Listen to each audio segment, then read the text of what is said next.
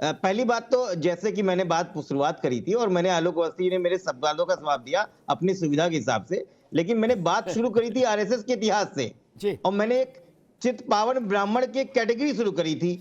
आलोक अवस्थी जी बता दें कि अगला जो है आरएसएस का जो राष्ट्रीय अध्यक्ष होगा वो ब्राह्मण नहीं होगा, यहाँ पे बता दे भाई, ये भी तो उसी की सब्सिडरी है, ये भी नहीं बता पाएंगे। दूसरी बात, मैं आपकी बात पे भी आऊंगा। दूसरी बात इन्होंने कही कि अपराधियों को जातियां देखती थी। आपकी सरकार क्या देखती है? आपकी सरकार जातियां नहीं देखती है। कुलदीप सिंह सेंगर, अशोक सिंह चंदेल, विनीत सिंह, ब्रजभूषण शरण सिंह, चुलबुल सिंह, अजय सिंह, पिंटू सिंह, सनी सिंह, संग्राम सिंह, चुन्नू सिंह और बादशाह सिंह, आज तक कोई पूछताछ तक नहीं है। 50 के ऊपर, एक लोगों के ऊपर 106 मुकदमे हैं। आपकी सरकार क्या कर रही है? आपने सवाल नहीं उठाया इस पे, क्योंकि सवाल इसमें सुविधाजनक नहीं था, आलोक अवस्थी जी के लिए बिल्कुल नहीं था। अब मैं आता हूं कि आपने कहा कि एमएलए का बेटा एमएलए हो जाए कोई बात नहीं, क्यों नहीं? राजनीति की मैं बात करता हूं, मुझे तो टिकट लेना मुश्किल है, लेकिन राजनाथ सिंह के लड़के को टिकट लेना मुश्किल नहीं था, पंकज सिंह को लेना बिल्कुल मुश्किल नहीं था, और नीरज सिंह की तैयारी हो रही है। लालजी टंडन के को अपनी सीट खाली करते ही वहां पे अपने बेटे को बैठा देना और उसके बाद खुद गवर्नर बन जाना और बेटे को कैबिनेट मंत्री बना देना, यह आसान नहीं है। महंत अवैधनाथ को अपने उत्तराधिकारी को योगी आदित्यनाथ बनाना, यह भी बहुत आसान था। गंगाधर फडणवीस को अपने बेटे को सीएम बनाना, यह भी आसान था। दोरजी खांडू को अपने बेटे को सीएम बनाना, ये भी संत परंपरा की व्यवस्थाओं में मत पड़ो, वो विषय अलग है, वो दुनिया अलग है, उसमें मत पड़ो, वो विषय अलग है, ठीक है ना। कौन मठ किसको महंत बनाए उस विषय में आप लोग टिप्पणी मत करो, ठीक है ना। वो राजनेताओं का विषय नहीं, आप मुख्यमंत्री प्रधानमंत्री तक टिप्पणी करो, वो ज्यादा बेहतर है, नहीं उसमें मत जाओ। वो डोमेन नहीं, आलोक अवस्थी भाई सुनो, आलोक अवस्थी, आशुतोष वर्मा कह रहे हैं इन्होंने कई अपराधियों के नाम गिनाए कि आप भी जात देख के ही काम कर रहे हो, माथा देख के टीका लगा रहे हो, और उन्होंने करीब 20-25 नाम भी गिनाए। इन्होंने जो भी नाम गुना ये जरूर जानते होंगे उन्हें, मैं तो नहीं जानता। नहीं भाई साहब मत कहो भाई, अब ब्रजेश को आप नहीं जानते, ब्रजेश को नहीं जानते, चुलबुल को नहीं जानते, पिंटू को नहीं जानते, धनंजय को नहीं जानते, ये तो ऐसा नहीं जानता है। पूरा प्रदेश अतीक अहमद को जानता है, पूरा प्रदेश मुख्तार अंसारी को जानता है, पूरा प्रदेश विजय मिश्रा को जानता है। दुर्दांत कुख्यात हत्यारे और जो है रंगबाज है, तमाम जमीनों पे कब्जा करने वाले लोग हैं।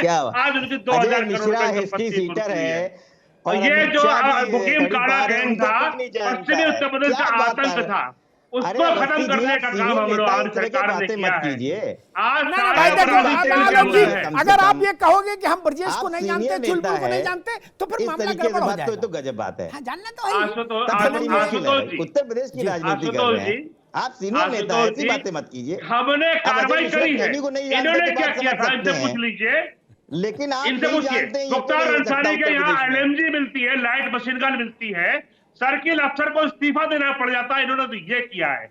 ये तो अपराधी मुझे ऐसे तल के खड़े थे, सर्किल अफसर को इस्तीफा देना पड़ गया, जो लाइट मशीन गन उसके बाप को हवालात में मार देते हैं, तो आपको भी सुनाई पड़ा होती है वो मशीन गन। नहीं, कुलदीप सिंह सेंगर नहीं दिखाई पड़ा आपको?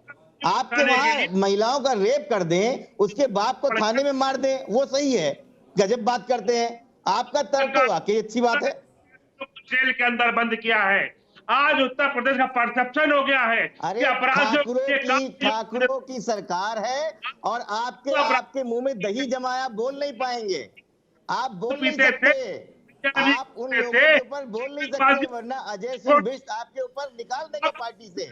पड़ गए हैं, जिन्ना के मुझे छुप गए हैं, जिन्ना को आपने अपने वोट बैंक का अधिकार बना लिया है। आतंकवादियों का मुकदमा छोड़ देंगे, छोड़ते आप बताइए आशुतोष वर्मा। हमने उनको सजा दिलवाई है, मृत्युदंड दिलवाया है, आजीवन दिलवाया। उन आतंकवादियों को जिन्होंने बनारस की कचहरी में, अयोध्या की कचहरी में बम फोड़े थे और कई लोगों को मारा था, आपका रिकॉर्ड में है। और सन्नी सिंह की कहानी नहीं बताया आपको? अब ये मत कहिए आप जानते नहीं है।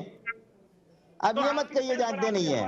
क्या बात करते हैं, क्या बात करते हैं, क्या बात करते हैं। और जो हमने करके दिखाया, अरे जो आपको सुविधा लगे वो लबालब बाकी सबको ठोक दोगे, ऐसे थोड़ी चलता है। आपने तो पूरे प्रदेश को लूटा। अरे कुछ सुन लीजिए। अरे आलोक आप सीनियर, इतना नाराज मत होइए।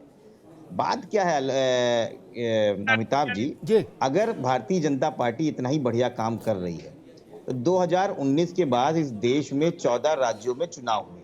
उस 14 राज्यों में भारतीय जनता पार्टी सीधे तौर पे 9 राज्यों में चुनाव हार गई है।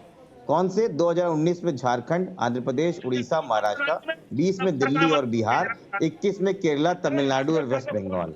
और जो एक राज्य अपने दम पे जीती है उसका नाम है अरुणाचल प्रदेश। पहली बार ऐसा हुआ आजादी के बाद से कि उत्तर प्रदेश की पंचायत चुनाव में भारतीय जनता पार्टी सत्ता में रहते हुए तीसरे स्थान पे आई। और अयोध्या, बनारस, मथुरा में उसकी हालात और जमानत जब्त हो गई है। अभी नवंबर में जो चुनाव आए हैं उसमें आप जो है सिटिंग आपका हिमाचल प्रदेश में आपकी कई जगह जमानत जब्त हो रही है। अब उत्तर प्रदेश में आपकी जमानत जब्त होने जा रही है, ये आपको पता है। तो अब आपको अपने कामों के बारे में नहीं बात करना है, आपको जो है जिन्ना बोलना है, हिंदू मुस्लिम बोलना है, परिवारवाद बोलना है। लेकिन ये जो संकल्प पत्र आप लेके आए थे इसके बारे में आप बोलना बंद कर चुके हो।